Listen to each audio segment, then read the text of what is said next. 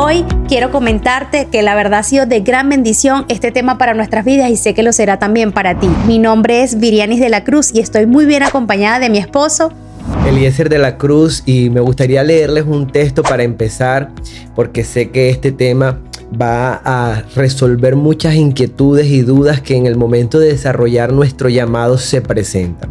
En el libro de Éxodo, en el capítulo 3, en el versículo 7 dice: dijo luego Jehová, bien he visto la aflicción de mi pueblo que está en Egipto, y he oído su clamor a causa de sus exactores, pues he conocido sus angustias, y he descendido para librarlos de mano de los egipcios y sacarlos de aquella tierra a una tierra buena y ancha, tierra que fluye leche y miel. Es interesante en este pasaje cómo Dios llama a Moisés en medio de una necesidad. Había una necesidad. El pueblo de Israel clamaba por un cambio, una necesidad de transformación para sus vidas. En esa necesidad, Dios elige a un hombre, y ese hombre es Moisés. Pero Moisés tenía muchas situaciones en su vida por resolver para poder ser efectivo en su llamado. Y vamos a hablar algunas de esas limitaciones que experimentó Moisés, amor.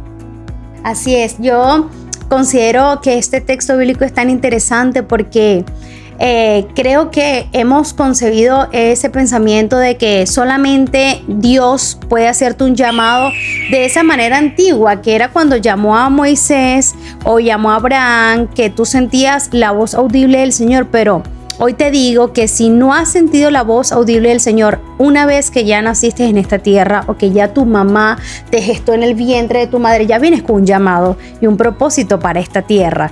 Tienes que descubrirlo en Cristo. Por eso es importantísimo el texto de Moisés, y me encanta porque realmente Moisés, aunque tenía el llamado, tenía muchas limitaciones, y parte de esas limitaciones, la mayoría de nuestras limitaciones, podía decir que el 100% de nuestras limitaciones vienen desde la mente. Y claro, cuando tú lo concibes en tus pensamientos, automáticamente tus acciones van a estar limitadas, tus palabras van a estar limitadas. Moisés tenía muchas inseguridades, tenía miedo a hablar porque él era tartamudo. Entonces le decía al Señor que cómo él podía conversar o hablar con la gente, dar un mensaje donde realmente no le iban a poder entender bien. Ya ahí tenía una limitante, porque cuando Dios te escoge, te llama, Él no realmente no se enfoca si tú estás capacitado o no, porque Dios llama a los que están dispuestos de corazón y a esos los capacita. Sí, fíjate que un complejo que él tenía era al rechazo social. Él tenía ese miedo de poder enfrentarse a Faraón y hablarle lo que Dios le estaba diciendo. Y eso pues producía en él un sentimiento de inferioridad. Y es lo que a veces nosotros mostramos frente al llamado de Dios. Pensamos que las personas nos van a rechazar, que las personas van a hacer burla de nosotros por el mensaje o por lo que estamos transmitiendo de parte de Dios para la vida de ellos. Lo segundo que yo veo también es que él tenía inseguridades. Y cuando tú tienes inseguridades en tu vida, tu nivel de confianza en ti mismo es muy bajo. Entonces la imagen que proyectamos es una imagen propia muy negativa.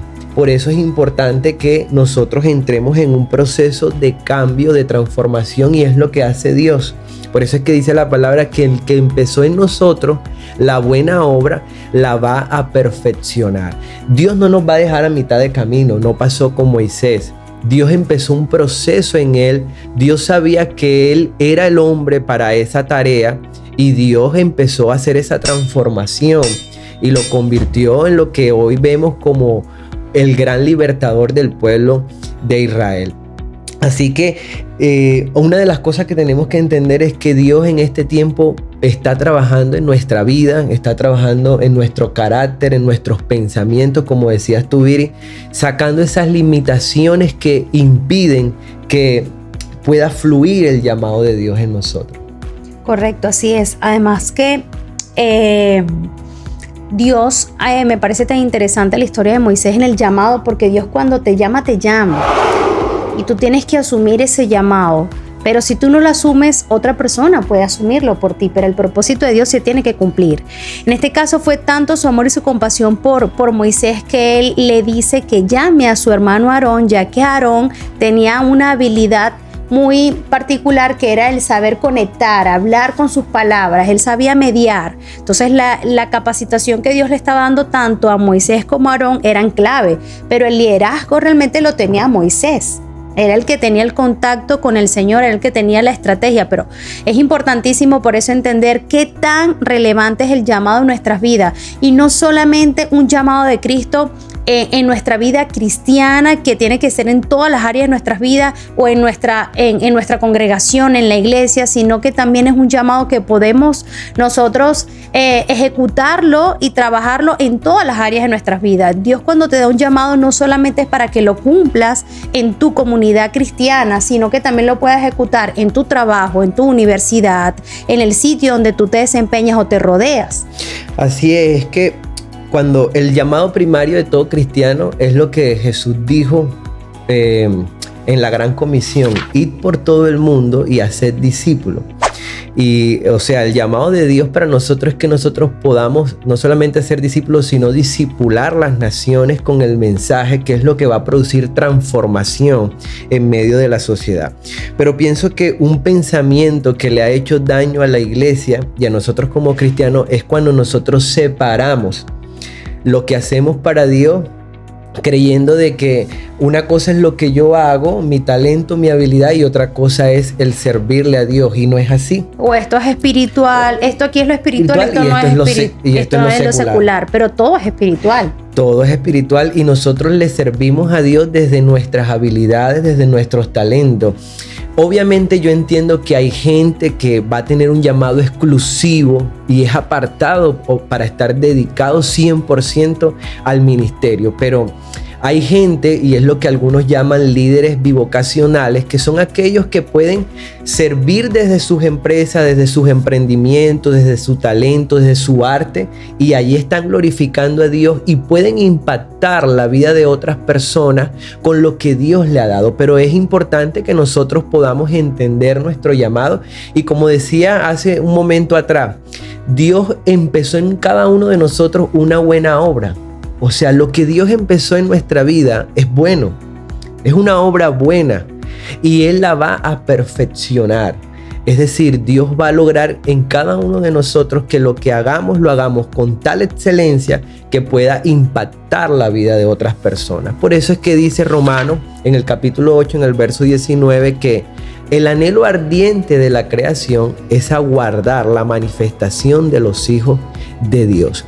El mundo espera que nosotros como hijos de Dios podamos manifestar el llamado que Él ha hecho a nuestra vida para poder ser de bendición a ellos. ¿Sí? Así es, correcto. Creo que este llamado o liderazgo bivocacional, nosotros en particular lo hemos vivido, lo hemos experimentado, lo estamos ejecutando de esa manera, porque lo hemos sabido complementar todo, porque esa es realmente la voluntad del Señor. Absolutamente todo es espiritual. Donde tú estás, así no sea la iglesia, tú glorificas y exaltas al Señor. Si tú estás rodeado con personas, son personas que tú puedes predicarle la palabra. Así que nosotros tenemos empresas, yo estudio en la universidad, Eliezer también tiene sus otras ocupaciones, estamos también en pastorado, somos padres, esposos, estamos siempre en muchas dinámicas que nos ha permitido siempre tener el llamado en todas esas dinámicas, porque no hay una separación entre llamado y tus otras actividades que también Dios te ha dado y que también te han dignificado. Por eso yo creo que una de las cosas que para mí es más importante, nosotros podemos ser licenciados, abogados, tener una empresa, pero no hay nada más importante que el llamado en Cristo. Ese para mí es el título mejor que yo haya podido conseguir, que nosotros hemos podido tener, porque realmente el llamado nunca es menos que tus otras actividades, siempre es lo primero. El llamado es lo que más bien te da propósito, identidad y te aclara el camino en las otras actividades que tú puedes realizar. Por eso me gustaría, Eliezer, que comentaras cómo lo fue un Daniel, cómo lo fue un José, que esos son ejemplos claros que nosotros podemos ver en la Biblia de cómo se maneja ese liderazgo bivocacional. Bueno, justamente te iba a compartir eso, que en la Biblia nos encontramos varios ejemplos de hombres que su llamado obviamente no era netamente hacia el ministerio, pero que servían a Dios desde su talento, desde el cargo que tenían. Por lo menos vemos a un Daniel que interpretaba sueños, también era asesor del rey.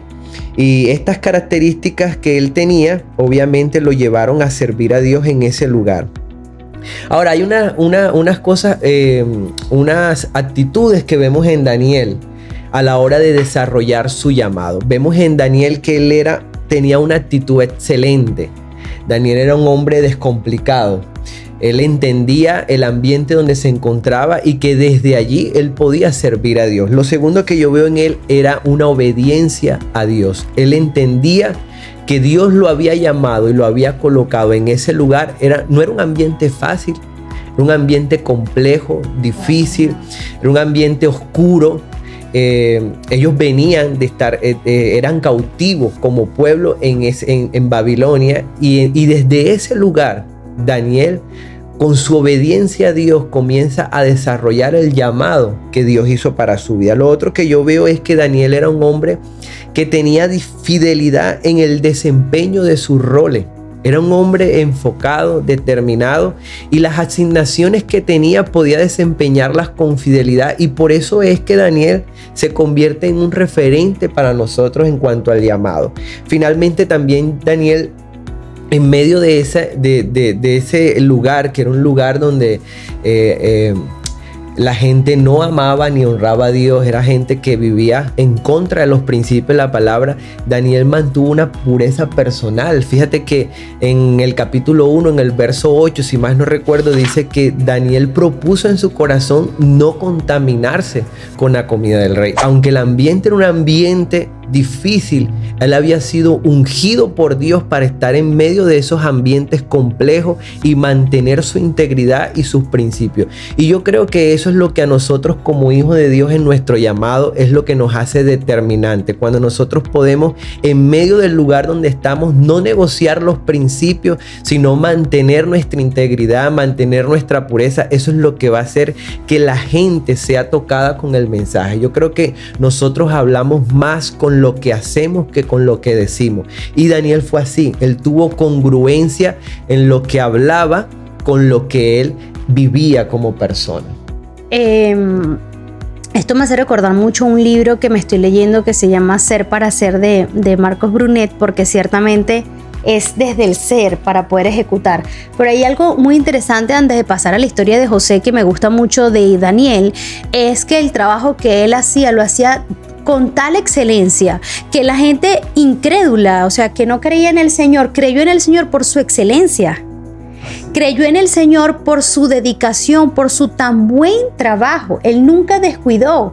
O sea, él nunca puso excusa como le sirvo a Dios, entonces este trabajo como no es de Dios, yo no lo voy a hacer con tanta excelencia, sino que él sus estándares de excelencia siempre los mantuvo muy en alto, al punto que él mantenía un estándar de excelencia con el Señor, pero también lo mantenía en su ejercicio del trabajo. Así que es sumamente interesante porque la gente empezó a creer en el Señor primero porque fue una persona fiel, como lo comentaste, de convicciones claras, fue muy radical en su fe, pero a la vez fue muy excelente en su trabajo, porque son cosas distintas en ser radical en la fe, pero mediocre en el trabajo que también estás haciendo, porque así el mensaje que le estás dando a las otras personas es que realmente tu excelencia solamente es limitada, es mediocre, porque no logras realmente edificar o ganarte todo un ambiente laboral o de estudio donde te estés desempeñando, porque no haces las cosas en excelencia, porque recordemos que la palabra dice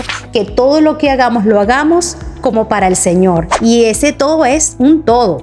Por eso es muy interesante. Sí, y pensando en eso que tú conversas, hay un ejemplo que me encanta muchísimo porque cuando Jesús empieza su ministerio en el libro de Juan, dice que él le pidieron que se había acabado el vino en la fiesta y su madre se acerca y Jesús convierte el agua en vino. Y él pide que un maestro Sala pruebe su vino. Y cuando él lo prueba dice que ese era el mejor vino. Y me impacta mucho eso porque lo que hace que la gente crea en nosotros es cuando nosotros hacemos las cosas bien y con excelencia. Nosotros no podemos pedir a la gente que crea en nosotros si primero no le mostramos que nosotros podemos hacer las cosas bien. Entonces siempre necesitamos a ese maestresala que pueda aprobar el nivel de excelencia que nosotros tenemos en nuestra vida. Y dice que a partir de ese momento mucha gente creyó en Jesús. Y bueno, ya para ir cerrando, me gustaría darte el último ejemplo que aparece en la Biblia y es José. Dice la Biblia que José era un soñador. Dios le había dado un sueño y era que él iba a ser una persona que iba a convertirse en bendición para su familia, para sus hermanos. Y ese sueño, ese llamado que Dios le estaba haciendo pasó por un proceso. Y lo que me gusta de José es que nunca dejó que su corazón se dañara y dice que llegó a la casa de Potifar y estando en la casa de Potifar, porque cuando tú tienes el llamado claro en tu vida, no importa las condiciones en las que tú te encuentres, todo lo que tú hagas va a prosperar. Dios te va a sacar adelante. Y luego de allí, José sigue pasando por muchas situaciones y llega el momento en que el sueño se hace una realidad. Pero lo que destaco de la vida de José es que él nunca dejó que las situaciones adversas, las situaciones difíciles en el proceso de lograr lo que Dios había determinado para su vida, su corazón se dañara. Guardó su corazón y extendió perdón, porque cuando se muestra a sus hermanos, él dice: para esta hora Dios reservó mi vida. Y yo creo que es lo que Dios está haciendo en este tiempo con cada uno de nosotros.